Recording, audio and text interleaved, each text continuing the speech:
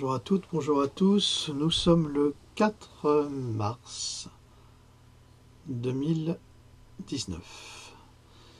Alors aujourd'hui, enfin ce matin, j'étais chez le dentiste en urgence et puis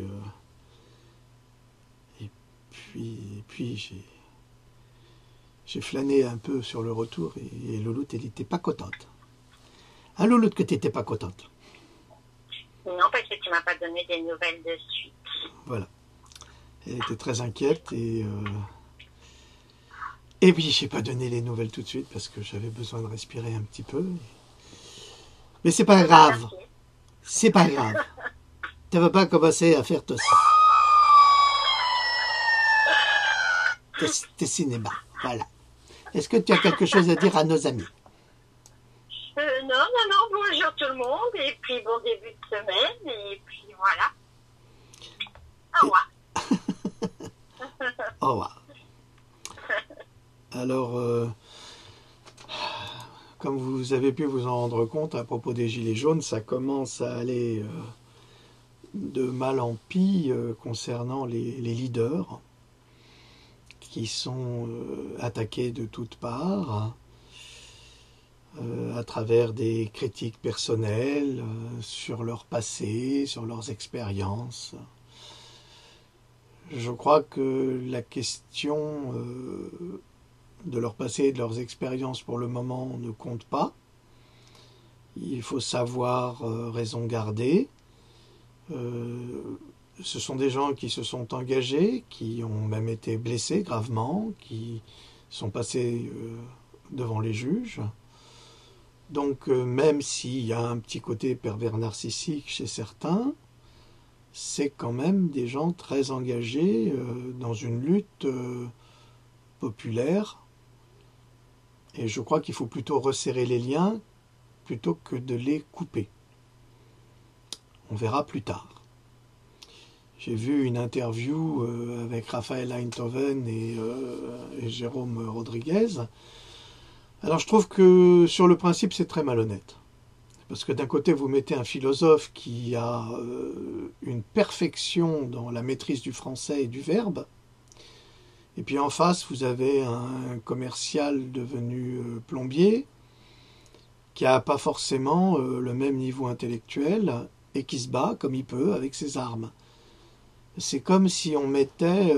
c'est comme David contre Goliath en fait. C'est-à-dire qu'on a un géant de 3 mètres devant un jeune berger de 16-18 ans qui fait 1,60 m et qui doit argumenter avec un professionnel du verbe. Et je trouve que c'est vraiment une grande malhonnêteté intellectuelle, quoique je ne critique pas M. Einthoven, qui est un philosophe, et qui a des qualités indéniables. D'ailleurs, son discours était assez juste dans l'ensemble, même s'il a un petit peu forcé le trait. Il a raison sur certaines choses, mais on pourrait en discuter, et il faudrait en discuter avec des gens qui ont le niveau, et ça serait bien plus honnête. Donc c'est un peu facile de donner la parole à celui qui sait plus de choses et qui a l'habitude, contre une personne qui fait de son mieux. Pour moi, c'est une malhonnêteté intellectuelle par principe. Voilà. Mais c'est pas grave, c'est habituel en France. Ce qui fait qu'on a la bienséance intellectuelle contre la logique populaire. Je trouve que c'est très gênant, c'est même très insultant. Quelque part, c'est une insulte à l'intelligence de l'un par rapport à l'autre. Alors on va continuer sur... pas trop sur les gilets jaunes, parce que il y a comme d'habitude des choses horribles qui se passent de la part de la police, dont on ne parle pas, comme ce policier qui menace de faire exploser une grenade contre des gens pacifiques s'il ne recule pas immédiatement. C'est absolument scandaleux. Alors vous voulez voir cette vidéo, si elle n'a pas encore été supprimée, elle est sur ma page Facebook, donc vous pourrez la voir. Cet homme noir qui s'est fait arracher la moitié du visage par un LB40, les déclarations du président de la République qui dit bah oui, on va pas changer, on va pas retirer les LBD 40 si ils sont là et si vous faites des manifestations, bah quelque part vous en payez le prix. Mais ça va ou quoi? Qu'est-ce que c'est que cette attitude? Alors on va aller au salon de l'agriculture pendant 14 heures, puis on va mettre un fou avec un LBD 40, puis il va tirer sur Macron, et Macron aura la moitié du visage arraché, puis on dira bah il avait qu'à pas être au salon de l'agriculture à ce moment-là. C'est exactement la même logique, c'est une logique imbécile et criminelle de la part d'un président de la République qui est censé calmer le jeu. Mais lui ne calme rien. Ce gouvernement ne calme rien, et les philosophes ne calment rien non plus, au contraire. Alors, ce qu'a dit M. Einthoven en disant que lorsque son père spirituel, le philosophe qui parle d'antisémitisme, a brisé les nuits debout, et maintenant il va briser les gilets jaunes, non, je crois pas. Je crois qu'il faut redescendre sur terre, messieurs, arrêtez de prendre votre intelligence pour le nombril du monde, c'est un petit peu forcé. Essayez de vous soucier davantage des souffrances, puisque vous êtes des philosophes, donc c'est un petit peu votre travail. Au lieu de dire que le gouvernement a donné 10 milliards de quoi? C'est quoi 10 milliards d'euros? C'est rien. Le SMIC augmenté? Mais augmenté de quoi? De combien? De même pas 100 euros? Et puis après, Macron récupère ça en votant d'autres impôts, ce qu'il a fait. Ça veut dire que vous gagnez 100 euros, on vous en prend 170? C'est ça les 10 milliards d'euros? C'est de l'escroquerie. Il faut arrêter, messieurs les philosophes. Vous êtes bien installés, vous travaillez pour des organismes d'État, France Culture, France Inter. C'est comme ces mauvais journalistes de la télé qui ont toujours une tribune à la radio. C'est incroyable. C'est-à-dire qu'on ne peut pas entendre autre chose que la bêtise de ces gens-là. Nous sommes prisonniers par la bêtise de ces gens-là, qui sont partout. Patrick Cohen, Pascal Praud, tous ces mauvais journalistes, qui ne sont pour moi même pas des journalistes, sont des polémistes, eh bien, ne font pas leur travail, ce sont des donneurs d'opinion. C'est tout. On ne leur demande pas de donner leur opinion s'ils sont journalistes. C'est justement ça le problème. Ou comme l'autre, je ne vais pas l'insulter parce qu'il ne le mérite pas, mais qui, face à un gilet jaune qu'il n'arrêtait pas d'interrompre, et le gilet jaune s'en est plaint, et il a dit, bah, si ça ne vous plaît pas, la portez là, bah salut. Mais quelle honte! Quelle honte ce comportement! C'est-à-dire que, oui, bien sûr, nous donnons la parole aux gilets jaunes, mais en même temps, on ne les laisse pas parler. Parce qu'il ne faut surtout pas qu'ils éveillent le peuple. C'est ce dont nous allons parler. L'éveil, la conscience. La conscience sera de plus en plus difficile. Et pour tout le monde. Et surtout pour nous, et surtout pour moi, par rapport à mon travail. Donc, c'est pas pour forcer la vente, mais vous avez intérêt à vous dépêcher d'acheter mes livres, parce que bientôt, Amazon va les supprimer. Ah oui, c'est ce qui se passe actuellement en Amérique, mais je vais vous en parler. Alors, je vous ai écrit une conférence, là, ça fait 2 jours. Vous savez, faire une conférence comme ça, ça prend énormément de temps, et c'est beaucoup de travail et beaucoup d'heures. C'est pas, ça sort pas comme ça, c'est pas comme le disent les abrutis de la Pampa ou ailleurs. Oui, je le dis, hein, j'ai pas honte de le dire. Hein. Ils n'arrêtent pas de m'attaquer, de critiquer de façon absolument stupide et sans fondement. Une conférence, ça prend énormément de temps. Chercher des sources, ça prend énormément de temps. Les compiler, les assembler pour que ça devienne cohérent, ça prend énormément de temps. Donc c'est ça qu'il faut comprendre. Alors c'est facile de critiquer. Au lieu de critiquer, je propose à ces gens-là de faire. Je pense que ce serait mieux que de passer leur temps à dire des bêtises, à nous copier, parce qu'ils ne font que ça, hein, ils font que copier. Ils font que copier tout le travail que nous faisons, parce qu'ils n'ont pas assez de rigueur universitaire pour faire ce travail. Alors ils vont pomper comme ça. C'est des sangsues, hein, c'est des vampires, des malveillants, des malfaisants, des incapables, parce qu'il n'y a que des incapables qui s'acharnent à copier bêtement, sans faire de synthèse, sans faire de travail intelligent. C'est très dur d'essayer de vous dresser des conférences. C'est pas du tout évident comme certains malveillants essayent de le dire. Loulou, tu as quelque chose à dire là-dessus? Attends, tu me prends de court, là, j'étais dehors. Mais je t'écoutais. Mais Donc elle n'écoutait pas. C'est ça que ça veut tu me dire. reprends tu me redonnes Ben, vous pouvez me répéter la question? pas moi. Tu peux répéter la question? C'est exactement ça. J'ai été pris la main dans le pot de confiture. Voilà. Ça, c'est Louloute. Non, je disais que écrire toutes ces conférences prend énormément de temps. Voilà. Tu y passes des nuits entières. Tu vois, elle le dit, c'est pas moi. C'est incroyable ce travail que tu effectues. Je crois qu'il n'y a personne qui peut s'imaginer les heures que tu peux passer dans ton bureau. Puis des fois la nuit, quand elle... Là, quand ça te prend en pleine nuit, allez hop, tu te lèves et puis tu dis, hop, je m'en vais écrire. Et puis après, voilà, et tu y restes des heures et des heures. Et Louloute, des fois, elle se réveille pour aller au petit coin. Et puis elle me surprend et elle me fait peur. Elle fait, qu'est-ce que tu fais? Je travaille. Ah, ben, bonne nuit. Au revoir. Non, mais sérieusement, oui, c'est un travail colossal que tu effectues. Bon, c'est tout, c'est bon. Et tu peux retourner dehors chercher tout ce que tu fais. Oui. Au revoir. Au revoir. Donc aujourd'hui, je vais vous reparler des lois sur la vaccination obligatoire. Et ces lois sur la vaccination obligatoire ne sont pas faites pour notre santé. Absolument pas, contrairement à l'argument de Madame Buzyn ou de n'importe qui d'autre. Actuellement, une nouvelle guerre est mise en place par Big Pharma à travers tout le milieu politique soumis à ses ordres. Parce que vous devez savoir que quand on fait une campagne politique, il faut énormément d'argent. Quand vous vous présentez à la mairie, donc au municipal, si vous voulez vous présenter aux européennes, enfin, c'est impossible que quelqu'un qui gagne le SMIC puisse se présenter. C'est impossible. Pourquoi je le sais? Parce que j'ai été le coach d'un candidat dans le Lot et j'ai fait tout le travail de rédaction, enfin bref, passons, et je me suis occupé de lui. Et j'ai vu ce que ça coûtait de faire de la communication. C'est énorme, énorme. Et encore, c'était qu'une petite municipale. Mais pour une européenne, il faut des milliers et des milliers d'euros. Pour une présidentielle, c'est des millions.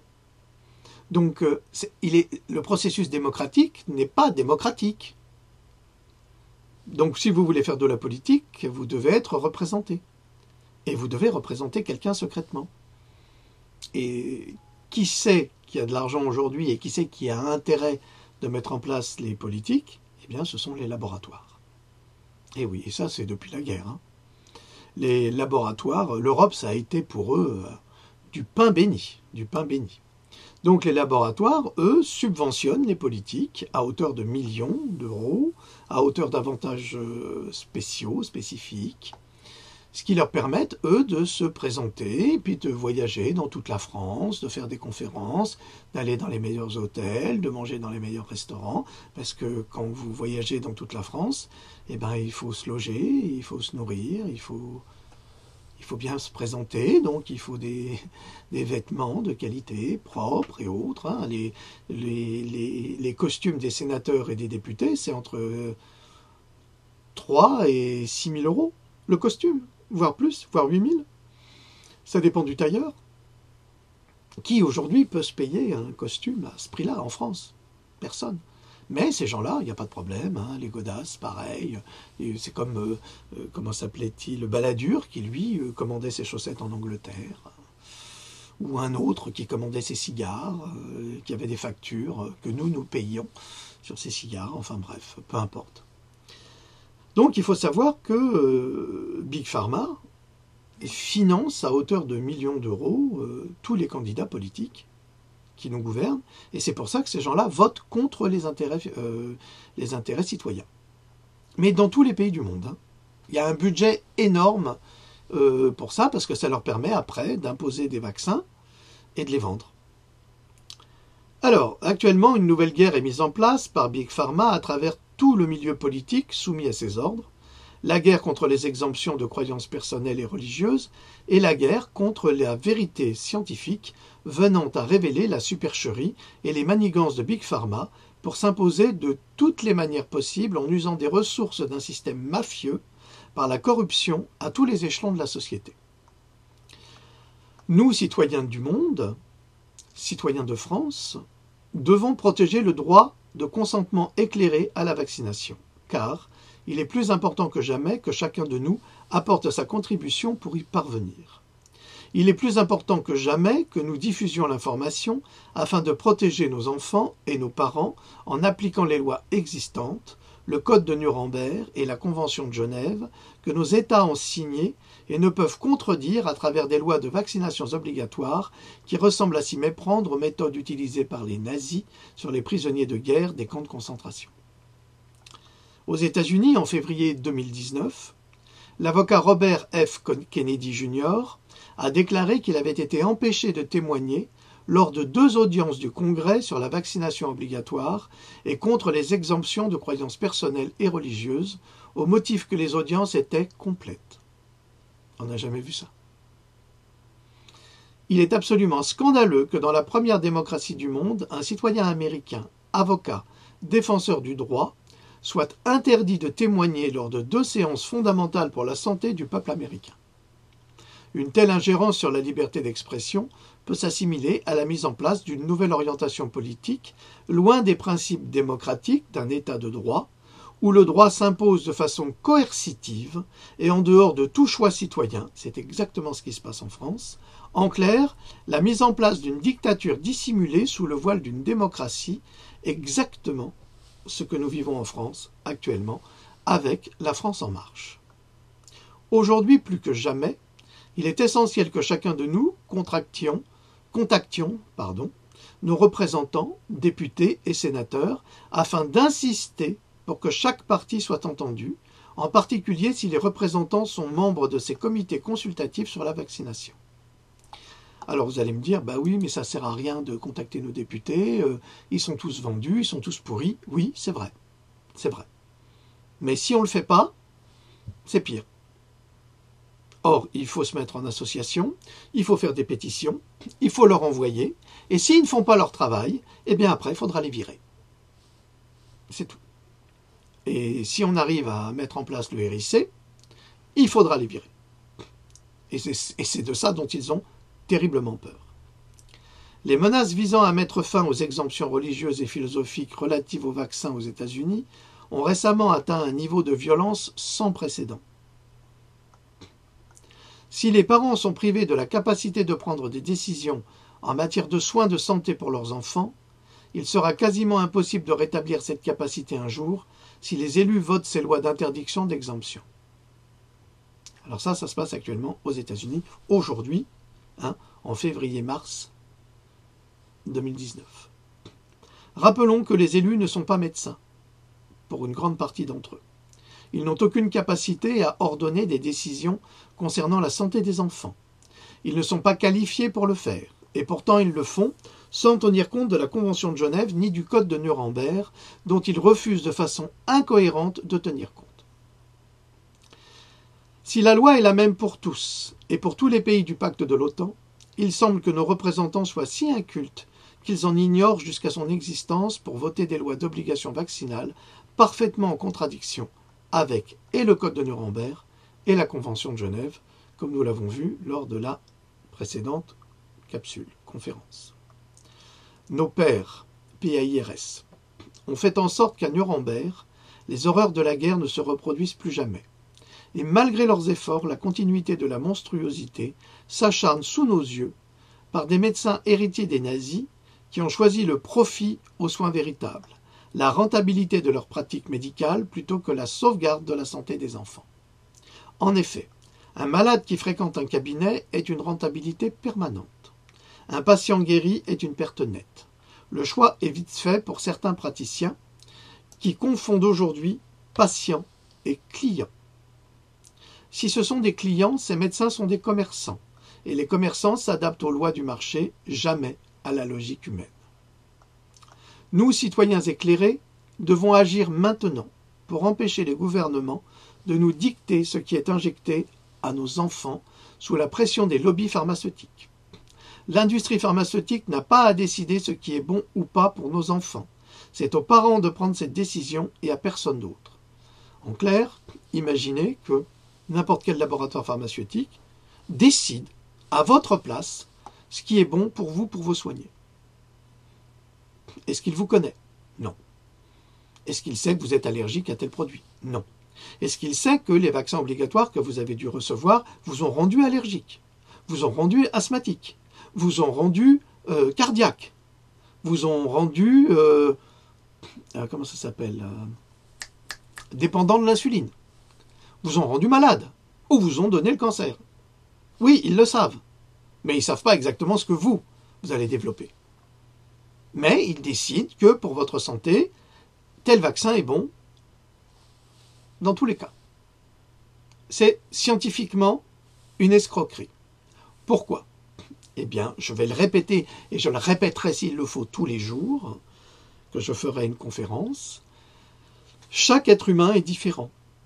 Chaque être humain a un cosmos à l'intérieur de lui, un univers particulier à lui, des bactéries qui lui sont propres, et qui ne sont pas les mêmes que celles de son voisin, de sa voisine, de son père, de sa mère, de sa sœur. Chaque être est unique. Comment peut-on décider scientifiquement de donner un vaccin pour tous les êtres? Ça veut dire que tous les êtres seraient des clones identiques et que le vaccin fonctionnerait pour tous les êtres. Eh bien, c'est pas une logique scientifique, ça. Ça s'appelle du scientisme. Et c'est exactement ce que pratiquent aujourd'hui les laboratoires. Et leur pensée qu'ils développent à travers le monde. Aux États-Unis. Alors, je travaille essentiellement sur des sources américaines, pour ceux qui ne me connaissent pas. Mais pourquoi? Parce que les Américains publient des vérités scientifiques que les Français ne publient pas. C'est pour ça que c'est mon travail de le faire en France, entre autres, qui est largement repris par des journaux internet qui me pillent, mais c'est pas grave, tant mieux, parce que quelque part, la vérité sort d'une manière ou d'une autre. Mais toutes ces informations, vous les avez dans tous mes livres depuis 5 ans. Donc elles existent et elles étaient publiées bien avant ces journaux internet. Mais peu importe. C'est pas ça le problème. L'important, c'est que l'information circule. Donc c'est pour ça que je parle essentiellement des États-Unis, parce qu'en France, c'est chape de plomb, en France, c'est Tchernobyl, c'est-à-dire que toutes les informations s'arrêtent à la frontière. C'est-à-dire qu'elles ne pénètrent pas dans le pays, personne ne sait, les médecins sont ignorants, ne savent pas, je suis désolé de le dire. Par exemple, j'étais chez le dentiste et je prends beaucoup de vitamine C, et j'ai dit... vous savez, je prends beaucoup de vitamine C, donc il faudra mettre un peu plus d'anesthésie. Il me dit, mais pourquoi? Parce qu'il ne sait pas que si vous prenez beaucoup de vitamine C, et ça, c'est pas moi qui l'ai inventé, c'est le docteur Thomas E. Levy, qui est spécialiste de la vitamine C, qui a écrit La panacée universelle. Alors surtout, ne l'achetez pas sur Amazon. Pourquoi? Tout simplement parce qu'il y a des petits malins qui l'ont acheté et puis qui le revendent à 240 €, ce qui est une escroquerie manifeste. Donc, allez le commander plutôt en librairie. Faites fonctionner votre libraire au moins pour ça, parce que ça vous permettra de le payer 20 €. Voilà. Donc, c'est un magnifique livre qui... je l'ai, hein, il est là-bas dans la bibliothèque. Hein. J'en ai beaucoup. Sur les bienfaits de la vitamine C. Eh bien, ce jeune dentiste m'a fait une anesthésie, et puis, elle n'a pas pris l'anesthésie. Je dis, c'est bizarre, ça marche pas. Je dis, je vous l'avais dit, c'est la vitamine C. Et il a dû refaire une anesthésie. Donc tout ça, c'est pour expliquer que les médecins sont formatés à travers les protocoles de Big Pharma et ils ne savent rien d'autre. Parce qu'il faut beaucoup de temps, il faut passer beaucoup de temps pour faire des recherches scientifiques qui sont publiées par d'autres médecins qui ont plus d'expérience qu'eux, évidemment, qui sont proches de la retraite, qui ont toute une vie de travail, et qui publient leurs vérités scientifiques, par expérience. Et d'autres chercheurs, comme Stéphanie Seneff, dont on parlera tout à l'heure, qui sont de grands professionnels, des grands chercheurs, des seniors chercheurs au MIT, qui est la référence absolue en matière d'enquête scientifique, eh bien, ils n'ont pas accès à ces informations. Pourquoi? Mais parce que qui cherche trouve. Ils n'ont pas le temps de chercher, ils ont tellement de patients malades, qui sont rendus malades à travers le lévothyrox 2, dont je vous rappelle que la formule a changé parce que le laboratoire a voulu étendre le lévothyrox au marché chinois, donc il a changé tous les adjuvants. Et en changeant tous les adjuvants, ça a tout bouleversé la formule. Et maintenant, il y a plein de problèmes avec le lévothyrox 2. Il y a des personnes qui en meurent, il y a des personnes qui grossissent de 15 kilos en même pas 3 semaines. Enfin, c'est un vrai cauchemar. Mais là, les laboratoires sont responsables. Non, il n'y a jamais personne de responsable. Pourquoi? Parce que comme ils ont acheté la politique, eh bien, ils ont fait voter des lois comme quoi il n'y a aucune responsabilité. Et ça, c'est partout dans le monde. Or, on ne peut pas accepter que les laboratoires continuent à refuser leurs responsabilités. Parce qu'en plus, ce sont eux qui imposent ces médicaments. Alors, aux États-Unis, 47 États, ce qui est énorme, autorisent les parents à ne pas utiliser les vaccins pour enfants pour des raisons religieuses.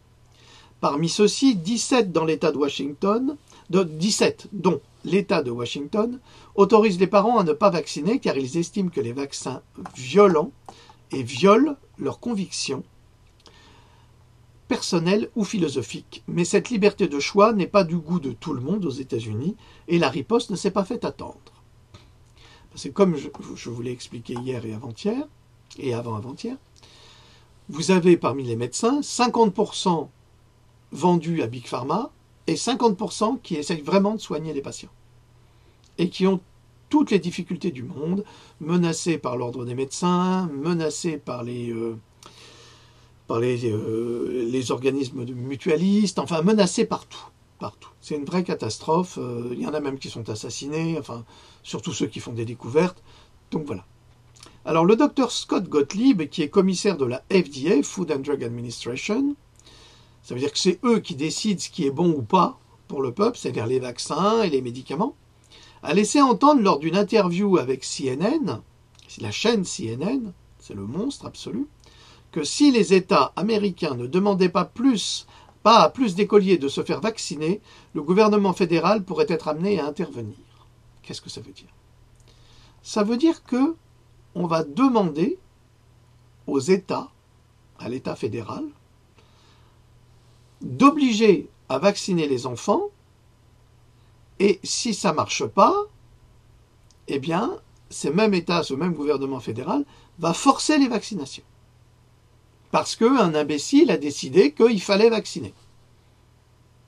Comment est-ce qu'un groupe de criminels mafieux peuvent-ils décider pour la majorité?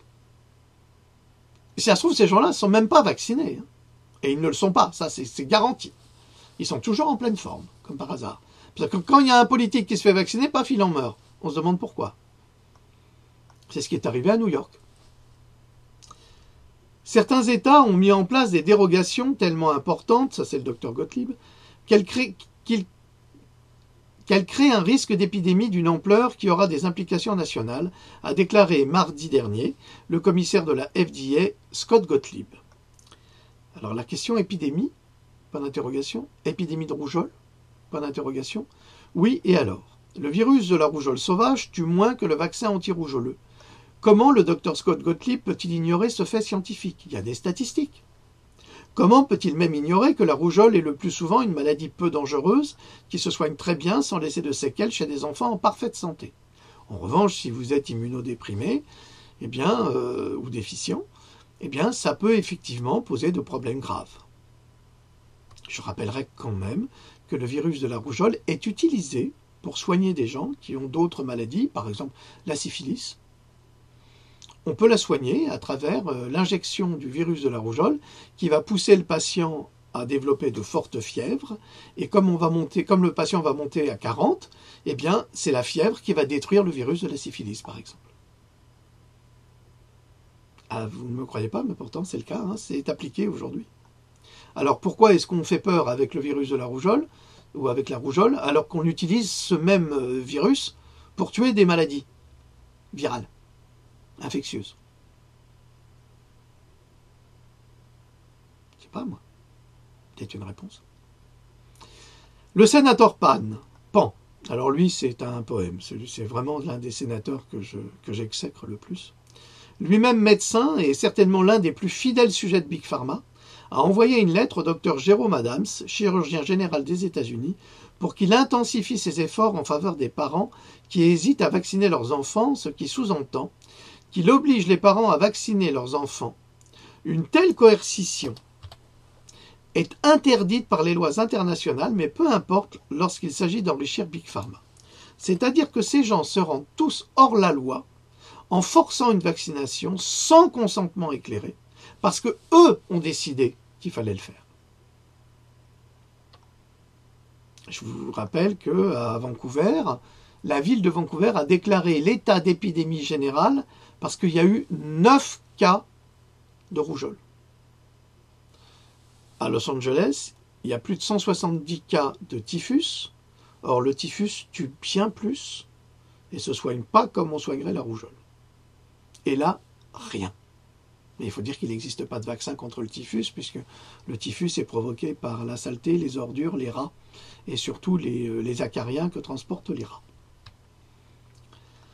En tant que médecin de notre pays, ça c'est le docteur Pan, sénateur de Californie, je vous exhorte à lancer un appel à l'action sur l'hésitation au vaccin aux États-Unis et à faire de cette crise une priorité de santé publique. Notre pays a besoin de votre leadership pour mettre fin à cette arnaque contre la santé de notre pays en luttant contre la propagation de la désinformation sur les vaccins qui entraîne une hésitation injustifiée à l'égard des vaccins, a écrit Pan. Je répète, en luttant contre la propagation de la désinformation sur les vaccins qui entraîne une hésitation injustifiée à l'égard des vaccins. Ça veut donc dire qu'il n'existe qu'un point de vue sur les vaccins, celui des laboratoires, et que personne, mais alors absolument personne, n'a le droit de le contredire. C'est pas très démocratique, ça. Et c'est certainement pas scientifique. Et encore moins philosophique. Puisque la philosophie, c'est de mettre en doute la parole. Mettre en doute la pensée. Mais là, avec ces médecins nazis, parce que ce sont des médecins nazis, ce sont eux qui décident pour les autres, eh bien, on n'a pas le droit d'apporter d'informations contradictoires. Et si on importe ces informations contradictoires, nous sommes des criminels. Mais nous allons y venir. Étrangement, le sénateur de Californie, le Dr Pan, est l'un des médecins les mieux financés par Big Pharma. Alors il a une clinique, et comme par hasard, la plupart des fonds qui font fonctionner sa clinique viennent de Big Pharma. On se demande comment cet homme peut avoir un tel discours sans la moindre honte. Il est l'absolu de l'hypervaccination et refuse d'accepter les études contradictoires et les accidents vaccinaux comme preuve de la dangerosité des vaccins. Et je n'ai pas peur de déclarer que ce médecin, par son attitude irresponsable, diffuse une information partiale et incomplète en matière vaccinale sous prétexte qu'il est médecin. Doit-on lui rappeler que les médecins nazis jugés à Nuremberg étaient également convaincus d'avoir raison dans l'exercice de leur science? Pan a mis Adams en garde contre les campagnes d'information sur les réseaux sociaux visant à informer les parents sur les risques et les accidents vaccinaux, des informations que lui, médecin, devrait distribuer au lieu de les dissimuler. Le Dr Pan agit concomitamment avec une organisation à la fois politique et Big Pharma pour criminaliser toute opposition à la vaccination et à la santé naturelle. Ainsi, son véritable objectif est la criminalisation complète de tous les discours contre la vaccination, même justifiés par la science, contre les aliments organiques, la nutrition et les modes de vie sains. Sur la criminalisation de tout discours qui favorise la santé naturelle, la nutrition ou la prévention des maladies. L'ensemble de l'establishment, y compris les revues scientifiques, les facultés de médecine, les géants des médias et les géants de la technologie, font tous partie d'un cartel de drogue tenu d'une main de fer par Big Pharma, qui utilise la censure et la diffamation en ligne pour éliminer tous les points de vue opposés. Alors vous allez me dire, ah, cartel de drogue, qu'est-ce que c'est que le tramadol? C'est quoi? C'est de l'héroïne synthétique. C'est des opiacés. Eh bien, aujourd'hui, aux États-Unis, on donne tellement d'opiacés aux gens qu'ils en meurent. Ils meurent chez eux, ils meurent dans la rue, ils tombent tout seuls dans les magasins, tellement ils sont drogués. En France, il y a des gens qui sont complètement drogués par le tramadol et qui sont obligés de consommer du tramadol, non pas parce qu'ils ont mal, mais parce qu'ils sont en manque de cet opiacé. C'est une véritable catastrophe, c'est un problème actuel, et rien que le fait de le déclarer aujourd'hui, c'est un crime. Ça pose problème, je suis désolé, tous les produits, alors je retire tramadol, je vous demande de m'excuser, on va parler que des opiacés, eh bien, tous ces médicaments opiacés sont dangereux. Et je vous signale que tout le monde ne supporte pas l'opium. Ah non, il y a des gens que ça rend complètement malade. Donc il y a des... Alors, si vous lisez Jean Cocteau vous parle de l'opium. Il vous dit que l'opium, de toute façon, est réservé à des gens qui ont beaucoup d'imagination. Primo. Ça veut dire que si vous n'avez aucune imagination, l'opium, vous serez drogué et puis ça ne vous apportera rien. Et que les premières fois que vous prenez de l'opium, eh bien vous êtes malade comme un chien, vous rendez vos boyaux, enfin vous n'êtes pas en bonne forme. Et puis après, une fois que vous avez passé ce stade, le corps s'est habitué à la drogue, et alors là vous êtes complètement addicté, comme on dit en anglais, vous êtes complètement possédé par la drogue, et vous ne pouvez plus en sortir, et vous devenez un fantôme vivant. Eh bien aujourd'hui, soi-disant pour vous permettre de sortir de la drogue, on vous donne des drogues de substitution. Alors vous avez les drogues autorisées et les drogues non autorisées. Alors il existe certaines plantes qui peuvent permettre justement, je ne dirai pas le nom parce que c'est interdit en France, quand on parle de ces plantes, eh bien on va en prison. Eh bien vous avez certaines plantes qui peuvent permettre justement de vous détacher de ces drogues. Il existe des cliniques en Angleterre, en Suisse, dans les pays limitrophes, qui soignent avec ces plantes pour justement détoxifier les personnes qui ont été intoxiquées avec toutes ces drogues. Or, ça fonctionne également pour des drogués, des vrais drogués, des drogués à l'héroïne ou à la cocaïne. Ça peut les aider, mais non, le système ne l'autorise pas. Voilà. Alors ne me demandez pas, ne me posez pas de questions, je ne vous répondrai pas. Je n'en ai pas le droit, je ne suis pas autorisé. Faites vos recherches vous-même, vous les trouverez sur Internet. Alors maintenant, nous allons parler d'Amazon. Alors je sais que vous détestez Amazon. Je peux comprendre. Pourquoi? Mais toutes les entreprises sont les mêmes, donc on ne peut pas détester l'un et pas les autres. Soit on les déteste tous, soit on n'en déteste aucun. Et moi, c'est Amazon qui me permet de publier mes livres pour le moment. Parce que bientôt, ça ne sera plus possible et je vais vous expliquer pourquoi. Amazon a apparemment commencé à supprimer les documentaires anti-vaccinaux de son service de diffusion en continu qui s'appelle Amazon Prime Video. Quand vous êtes abonné à Amazon, si vous êtes abonné au service de livraison gratuite, ça vous coûte 50 € par an, eh bien, vous ne payez pas les frais de port et vous avez accès à Amazon Prime Video, qui est une bibliothèque vidéo. Alors, il y a plein de films, il y a plein d'informations. C'est gratuit. Donc, c'est très bien pour ça. Mais il se trouve qu'Amazon a commencé à supprimer les documentaires anti-vaccinaux, anti-vaccins, de son service de diffusion en continu. Ah oui, c'est pas bien. C'est pas bien de dire la vérité.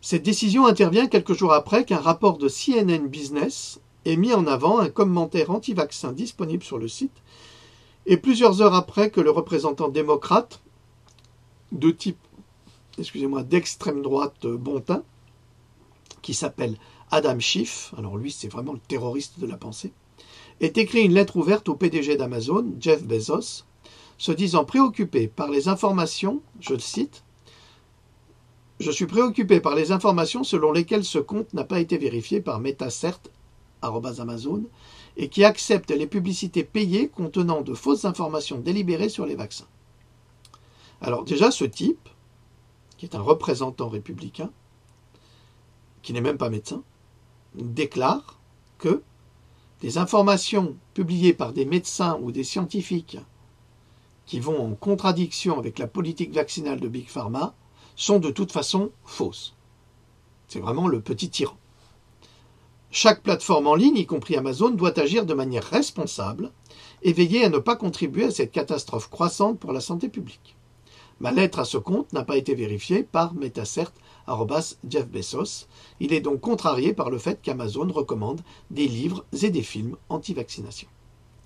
Il est donc cet homme-là, cet odieux personnage, ce terroriste de la pensée qui me fait penser à, je ne sais pas si vous avez vu le film Dead Zone, avec ce président qui était joué par Martin Sheen, et qui est complètement fou.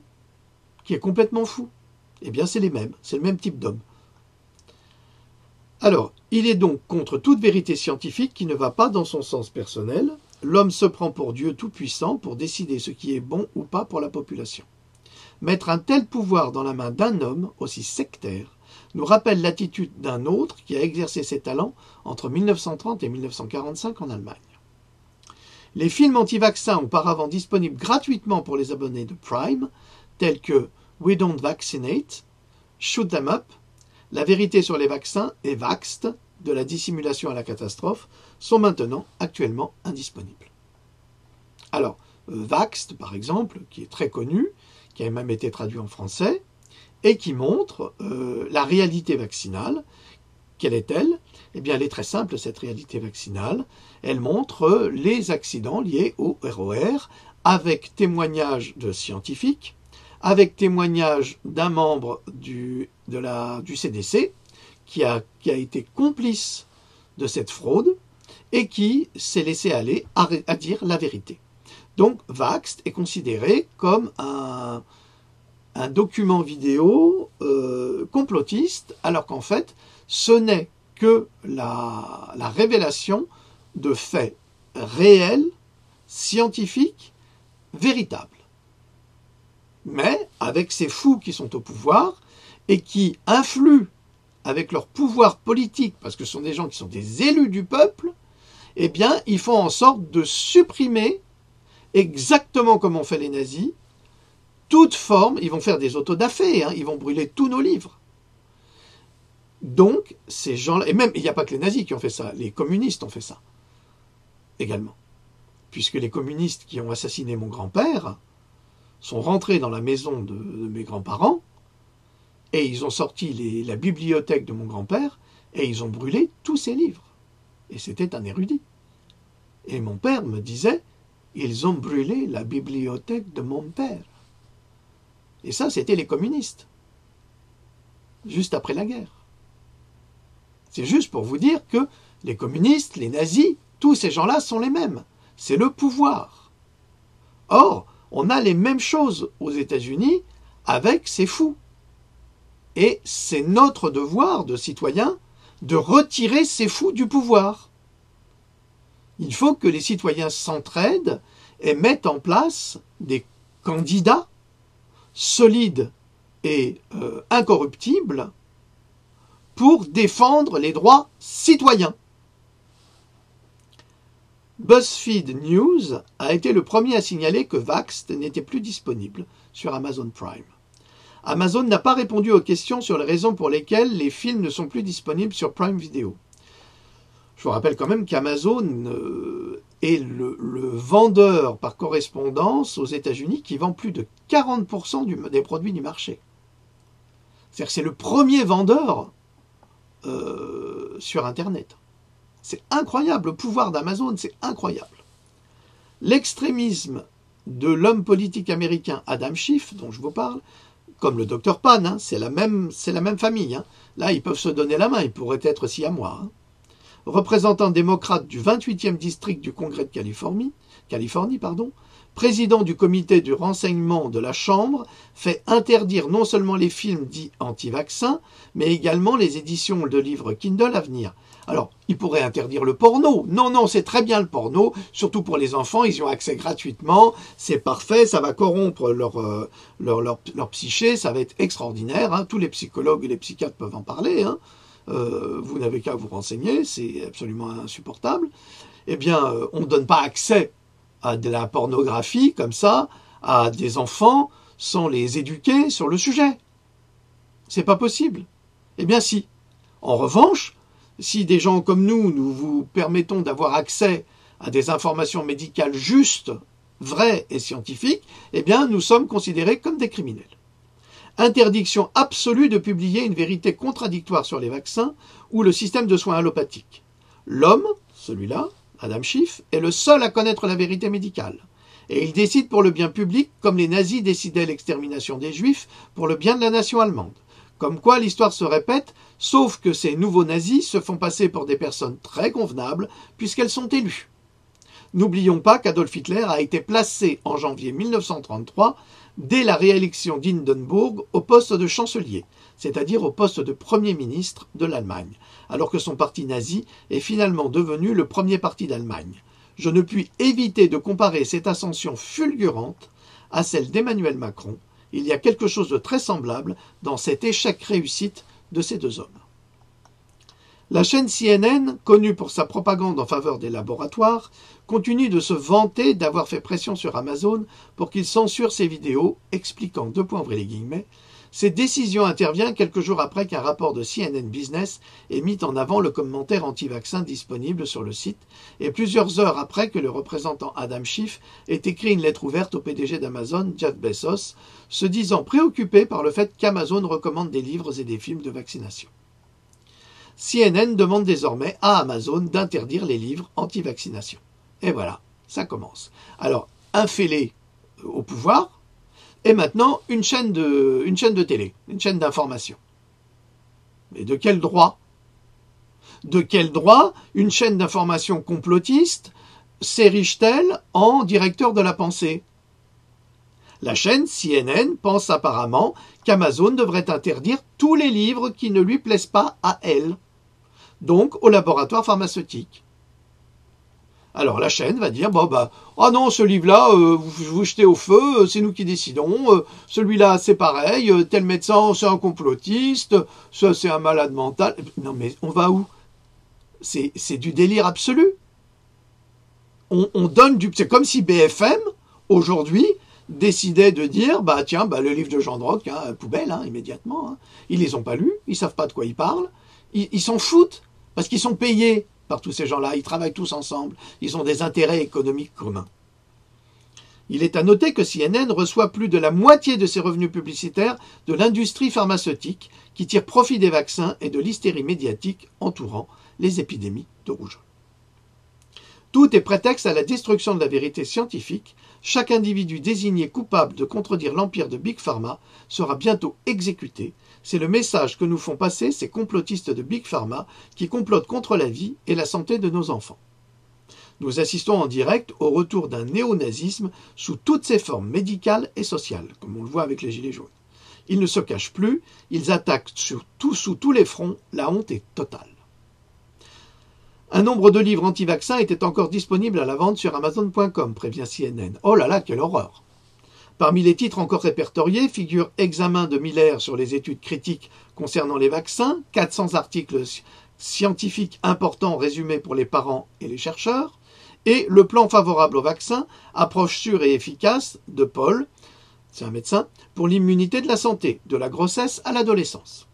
CNN relève qu'Adam Schiff, le tyran démocrate lunatique, a écrit des lettres d'avertissement à d'autres géants de la technologie, leur demandant de supprimer tout contenu qui remet en question le dogme moderne du vaccin. C'est comme si Pruneau la merde, il écrivait à n'importe qui en disant ce gilet jaune là faut me le supprimer, ce qu'il a écrit ici vous me l'enlevez, non mais attends, mais c'est du délire. Si on écoute Castaner c'est la même chose, si on écoute Philippe c'est pareil, ou même M. Einthoven c'est pareil, ils travaillent avec eux main dans la main.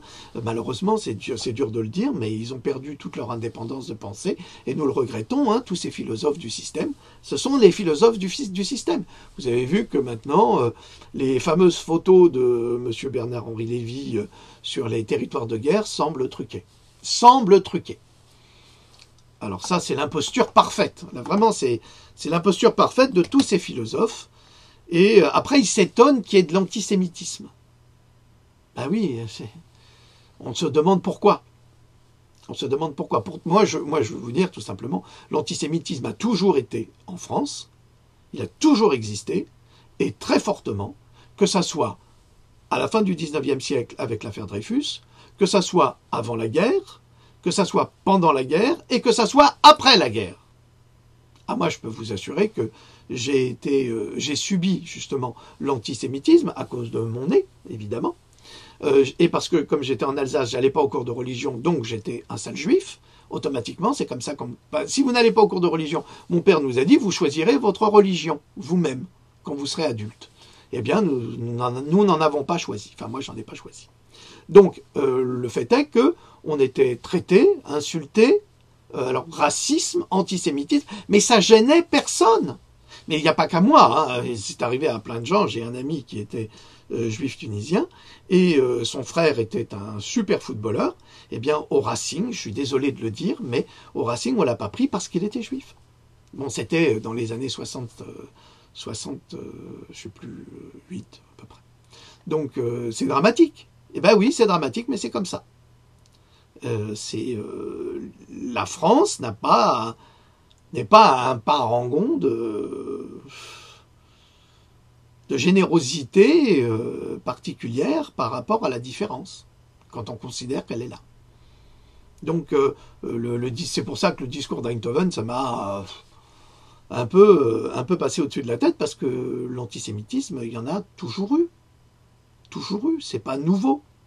Je ne dis pas que c'est bien, c'est un cauchemar, c'est une honte absolue, parce que c'est souvent faux, et ça va souvent toucher des personnes qui sont responsables de rien. Mais c'est un exutoire.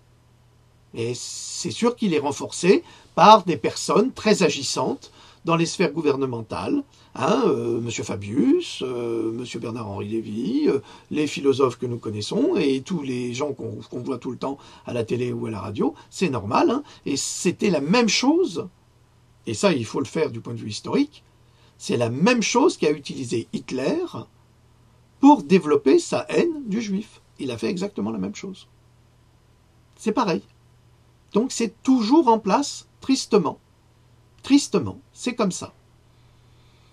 Alors maintenant, si les philosophes sont capables de supprimer l'antisémitisme de la pensée française, parce que c'est vraiment dans la pensée française, dans certaines régions, c'est vraiment très inscrit. En Alsace, en tous les cas, ça l'était dans les années 75, 80, 90. C'était très très fortement inscrit. Donc maintenant, je ne veux pas en parler, mais c'est comme ça. Il faut savoir aussi être objectif. Et tout en témoignant que c'est absolument dégueulasse. C'est dégueulasse, par principe. Alors, deux points, ouvrez les guillemets, Schiff avait précédemment écrit aux dirigeants de Facebook et de Google, le propriétaire de YouTube également, au sujet du contenu anti-vaccin sur leur plateforme. Les deux sociétés se sont publiquement engagées à modifier la manière dont le contenu des anti-vaccins est disponible. Cela implique que, personnellement, je n'aurai plus droit d'informer le public français sur la vérité vaccinale. Je ne pourrai plus délivrer des informations capitales comme celle-ci.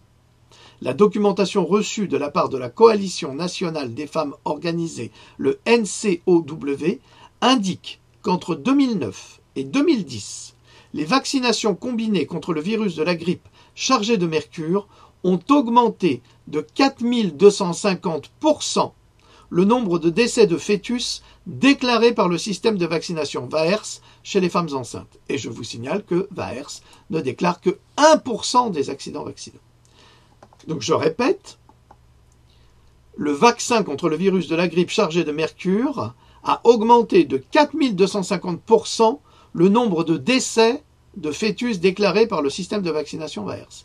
Ça veut dire que toutes les femmes enceintes qui ont été vaccinées entre 2009 et 2010 avec le vaccin contre la grippe qui contient une quantité de mercure épouvantable, et je vous rappelle qu'en 2017, le vaccin contre la grippe a été considéré comme le vaccin le plus létal, donc qui tue le plus, eh bien, toutes ces femmes enceintes qui ont été vaccinées contre la grippe ont avorté. Et ça a été déclaré par le NCOW, dont la présidente Eileen Deineman, directrice du NCOW, a clairement indiqué que même si ces chiffres étaient connus des CDC, donc les Center for Disease Control, eh bien, le vaccin antigrippal à souche multiple et inactivée contenant du mercure, soit du thimerosal, du thimerasol, du thiomérosal, a de nouveau été recommandé aux femmes enceintes comme vaccin sans risque cette saison, c'est-à-dire en 2018-2019. Donc, le fait que je vous donne cette information qui est publiée, qui est scientifiquement prouvée, que les CDC connaissent évidemment, ils connaissent tout ça, eh bien, c'est du complotisme. Outragée par le mépris total des CDC pour la vie humaine, Madame Denneman a accusé les CDC de faute intentionnelle, affirmant qu'ils étaient responsables de la mort de milliers de bébés à naître. Elle a déclaré que les CDC avaient délibérément induit en erreur les obstétriciens et les gynécologues du pays et avaient collaboré avec l'American Journal of Obstetrics and Gynecology pour induire le public en erreur en annonçant le vaccin antigrippal comme un vaccin sûr pour les femmes enceintes en provoquant une hausse massive de mortalité fœtale. Alors ça, c'est de la science, pardonnez-moi, ce sont des informations véridiques, vérifiées et scientifiques. Dans une lettre au docteur Joseph Mercola, Madame Denneman a écrit la chose suivante. Non seulement les CDC n'ont pas révélé la flambée des rapports de décès fœtaux en temps réel pendant la saison pandémique de 2009 afin de réduire les pertes fœtales, mais nous avons également documenté par transcription, d'après la docteure Mary McCormick, présidente de l'évaluation des risques pour la sécurité des vaccins, groupe de travail alors VSRAWG, le 3 septembre 2010, démentant tout événement indésirable chez la population enceinte pendant la saison pandémique de 2009. Donc, les officiels trichent et mentent sciemment sur les dangers.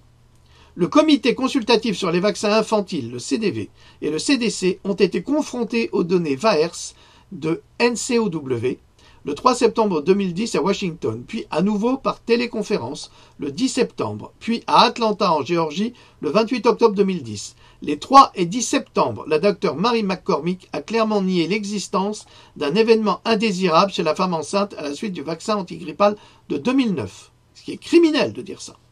Poursuivre le programme de vaccination sans informer le public ou les praticiens de la santé des données entrantes sur la fausse couche, mort et naissance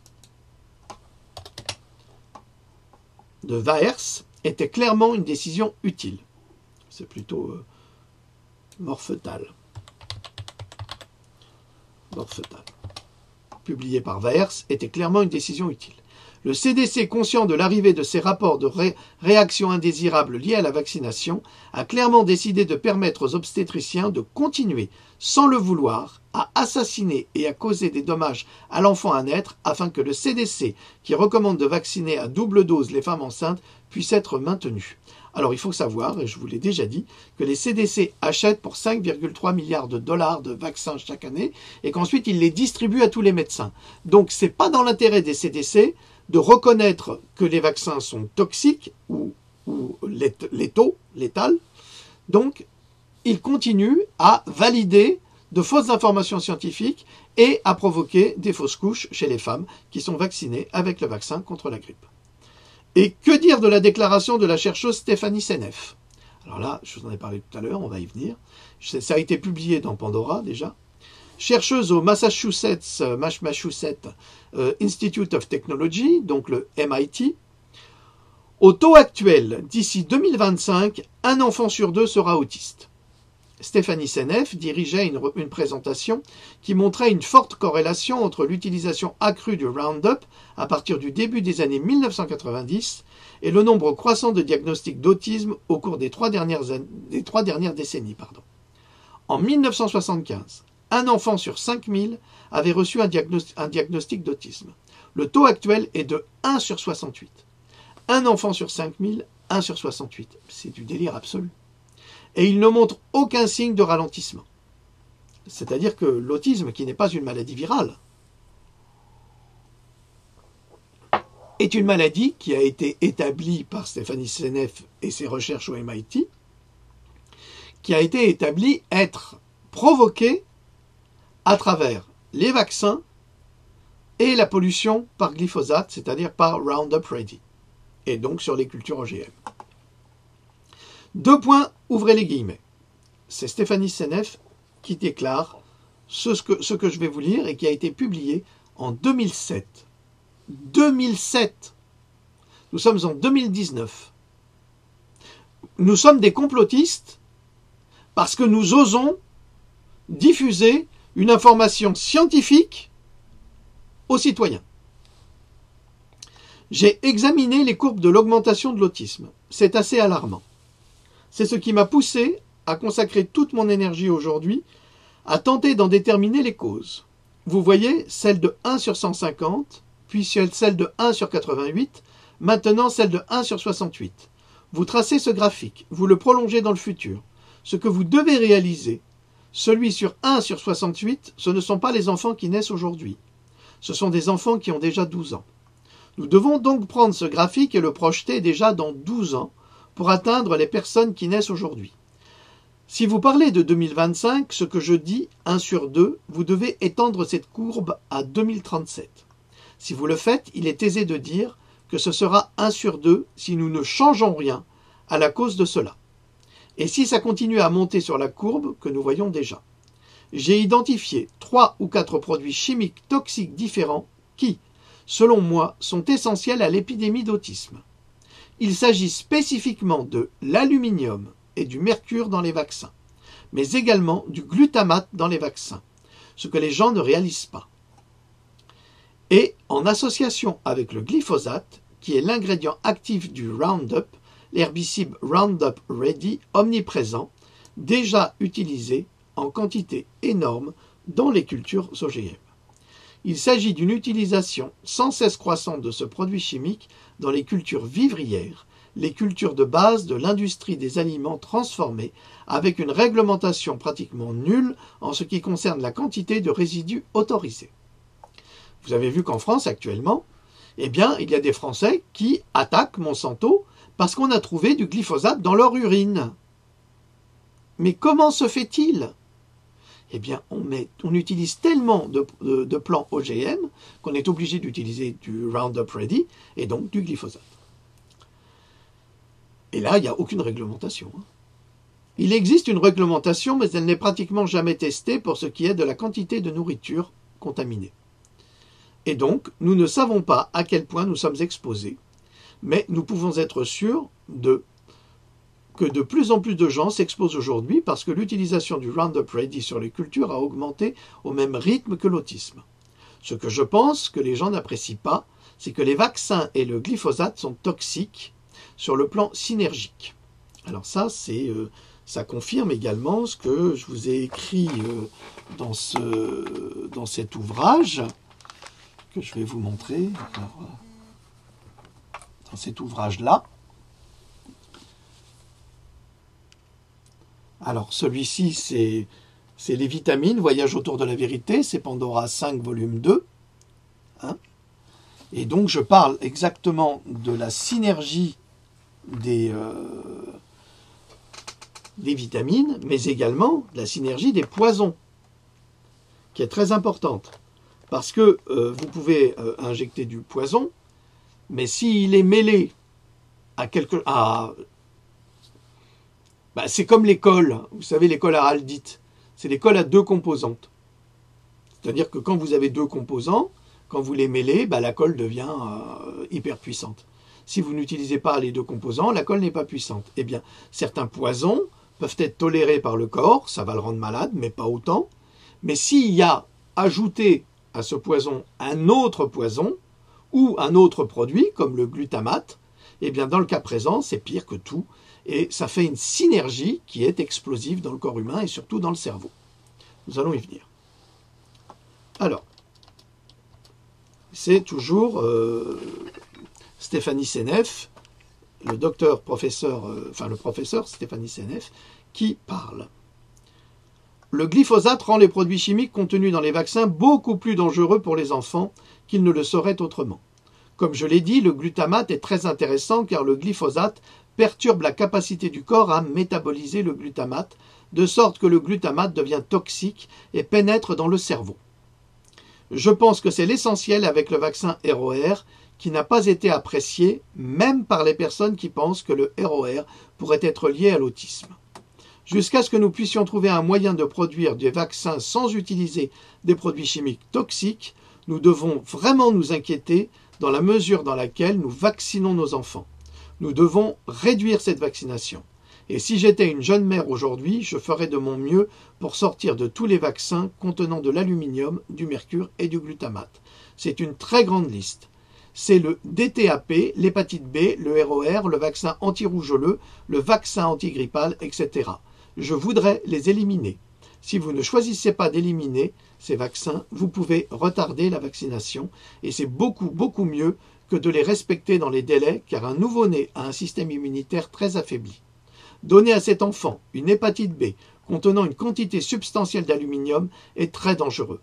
Et maintenant, ils ont ajouté le vaccin Gardasil qui contient une forme d'aluminium très toxique qu'ils donnent aux adolescents, ce qui s'ajoute à la charge accumulée jusqu'à présent. Les États-Unis ont les exigences de vaccination les plus élevées au monde, ainsi que les taux de mortalité infantile les plus élevés parmi les principaux pays industrialisés. Je vous avais fait une capsule il y a 1 an à peu près sur le taux de mortalité infantile aux États-Unis qui est plus important que des pays du tiers-monde. Si nous obtenons tous ces vaccins, c'est en quelque sorte que nous ne compensons pas, que nous ne comprenons pas. Des fois, je tape trop vite et je me relis mal. Je reprends. C'est en quelque sorte que nous ne comprenons pas que nous nous empoisonnons, ce qui pourrait bien être le cas. Lorsque vous examinez le rapport risque-avantage des vaccins, le résultat est insuffisant. Il faut vraiment se demander si cela en vaut la peine. Souhaitez-vous que votre enfant soit endommagé de manière permanente afin de l'empêcher de contracter la rougeole?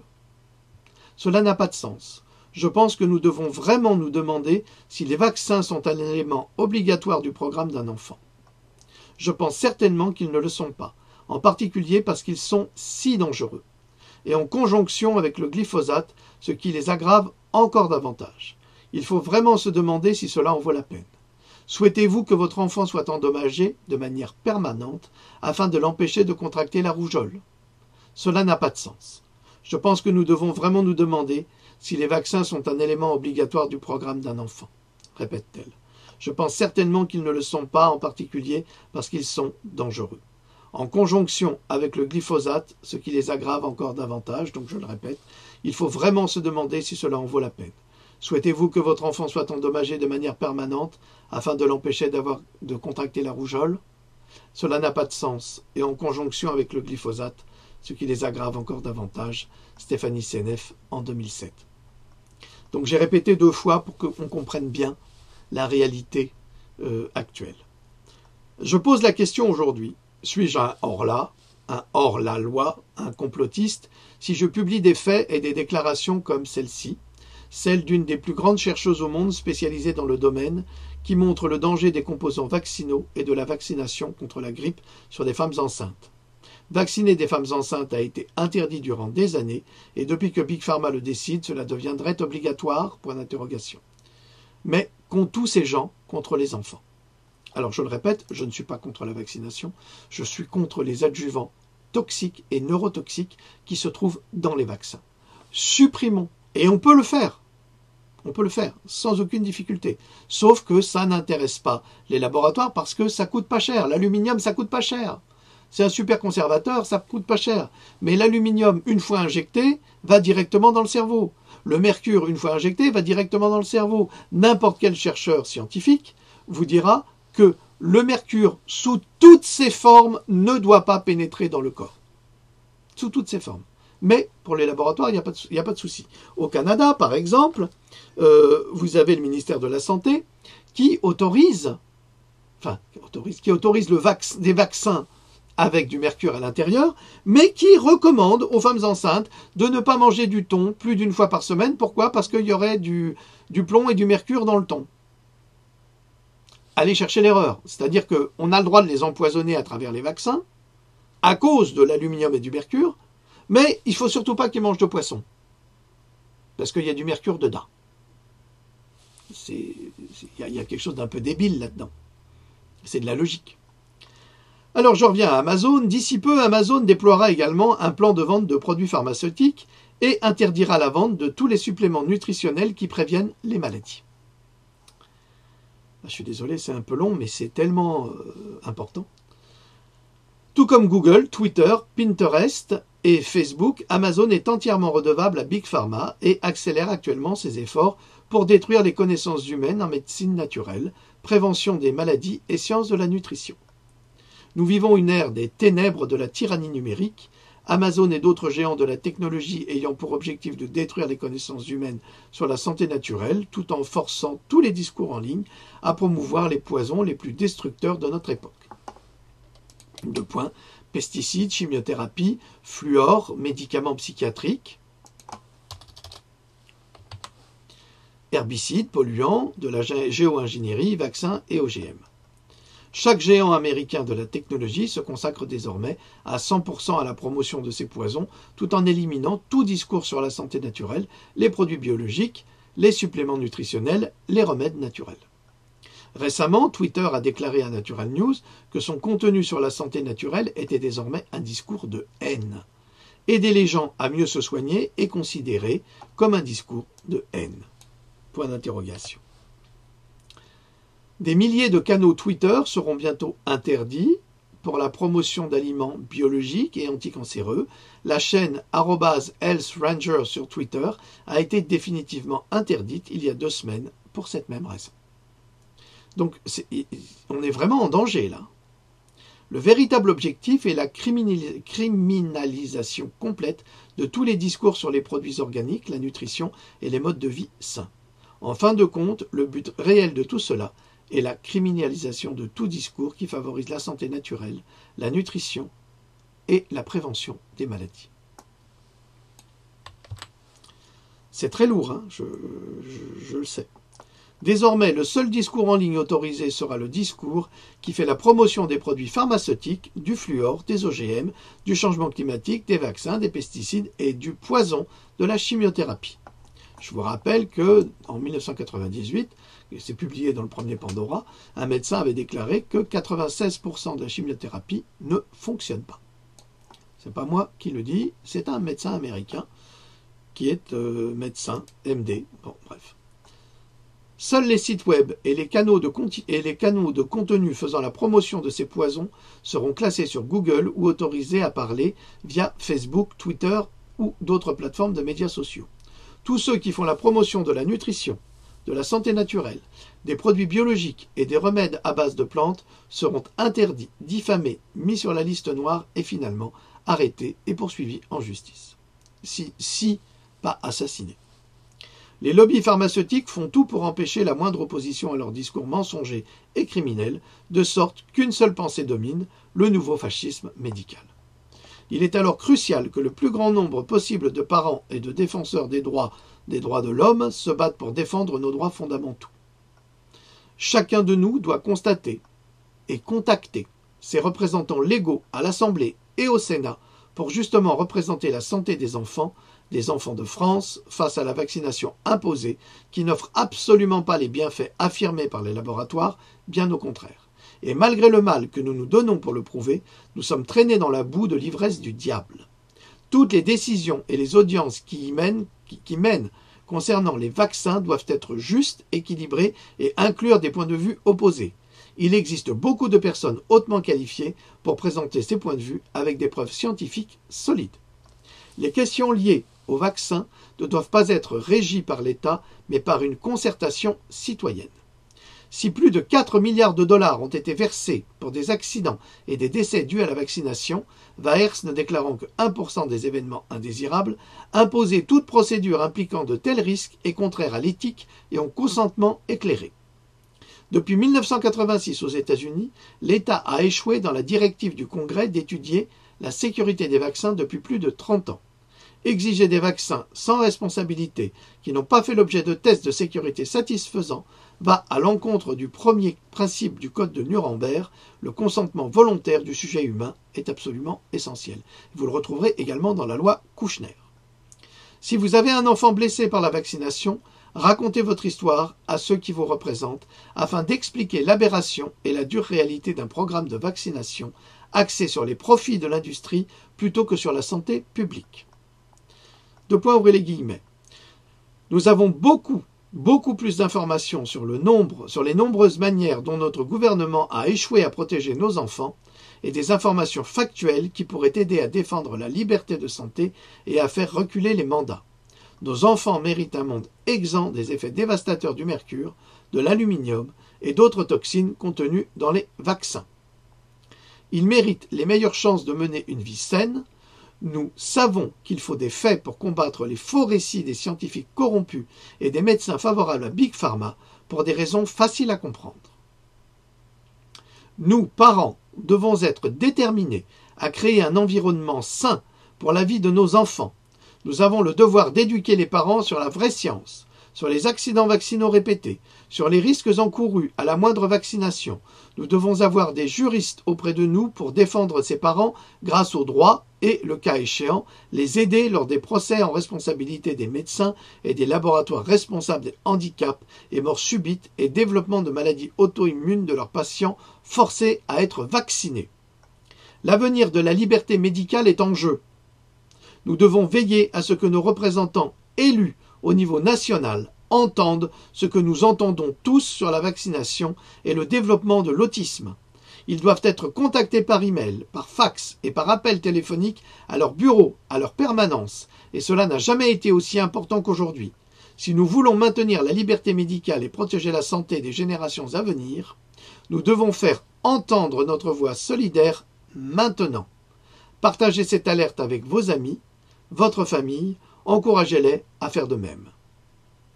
Voilà, je vais arrêter là, j'ai encore plein de témoignages dramatiques sur les vaccinations. Donc, nous vivons une époque formidable. Je sais que ce sont des capsules longues actuellement, mais ce sont des capsules absolument indispensables pour les citoyens, pour les mamans qui s'inquiètent pour leurs enfants à juste titre, pour les papas, parce que les papas aussi s'inquiètent pour leurs enfants. Hein, il ne faut pas les séparer de cela.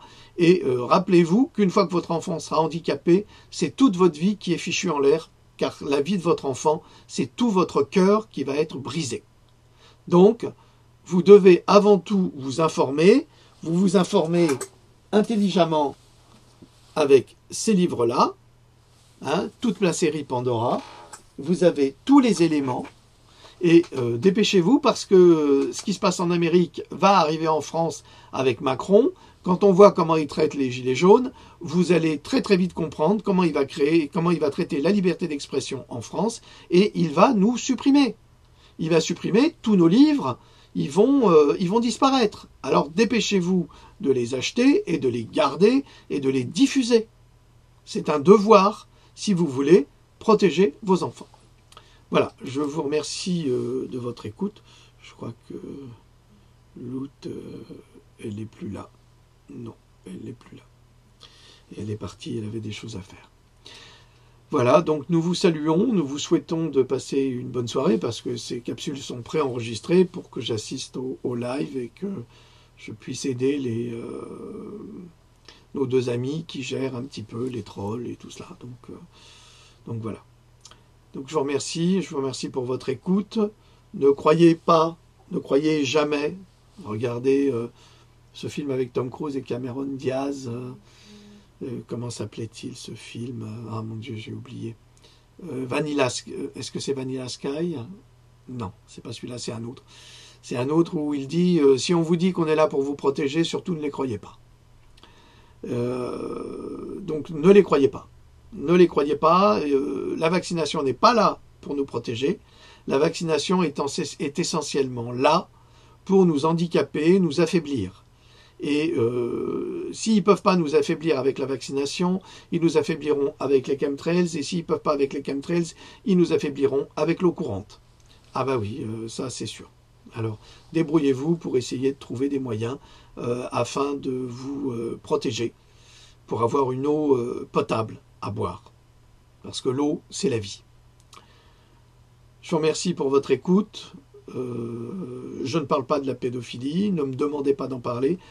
Déjà, les vaccins me rendent malade, alors la pédophilie, j'en deviens fou. Donc, c'est même pas la peine. Il y a des gens qui sont très qualifiés, bien plus qualifiés que moi, pour en parler. Donc ne venez pas et ne faites pas du lobbying. Oui, vous devriez parler. Non, vous n'avez qu'à vous en parler. Hein, si vous êtes concerné, si vous savez des choses, allez-y, ne vous gênez pas. Cessez de nous prendre comme bouclier puis de nous pousser devant la guillotine en disant oui, allez-y, parlez-nous de ci, parlez-nous de ça. Mais allez-y, vous, parlez.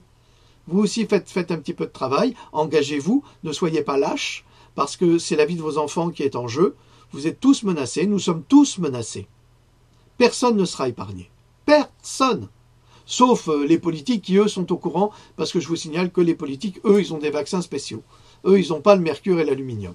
Donc les politiques, les têtes couronnées, tous ces gens-là, ils ont des vaccins différents. Et j'en ai apporté la preuve déjà. Il suffit de lire mes livres. Voilà, je vous remercie pour votre écoute. Achetez mes livres, je vous en prie. D'abord, vous soutenez mon travail, d'une part. Nous avons toujours une cagnotte pour le site, là, que je vais lancer dès que je peux, cette semaine. Et puis voilà. Bon, allez, je vous dis à très très bientôt. Salut!